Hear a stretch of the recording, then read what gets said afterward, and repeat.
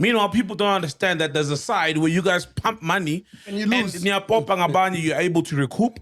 And even those, when it's time to recoup, There's they're drama. like, "Ngelwa imali." But it's like, dude, you've been living in this fancy apartment, driving this fancy car, we're paying it and we're pumping money into this brand. And we barely hear that side of the story from the label owners.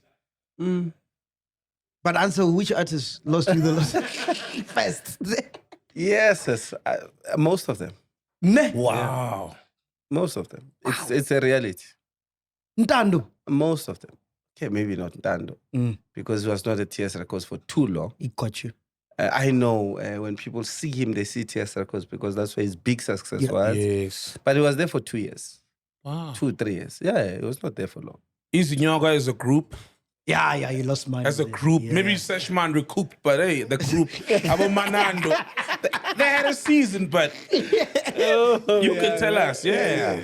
Yeah, no, look, I mean, I honestly, most of them, you lose a lot of money, man, because long before they even sell the first record, you have spent a lot of money on them, whether it's their well-being, the clothes, the studio time, the food, the videos.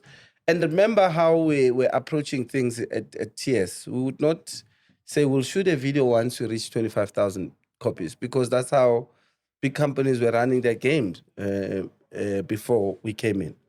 Because they needed to make sure that they get that money to shoot your video from your sales. Oh. We did it differently. We said, let's make sure that we build a brand out of this person so that we can be able to make our money on shows and. So our focus was a bit different. Yeah?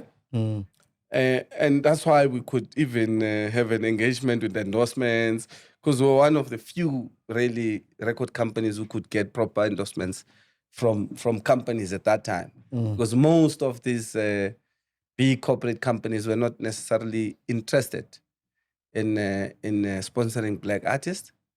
So we were one of the first to be able to get proper deals, because we could package a very solid a product. So it makes it. I want to go back to what he was asking. So do you think there are CEOs and execs, music execs, that have the right to be vilified, and then there are other ones who are trying to make things different and shouldn't be vilified, but they don't get the chance to tell the story? Because I think like we all paint them in one brush.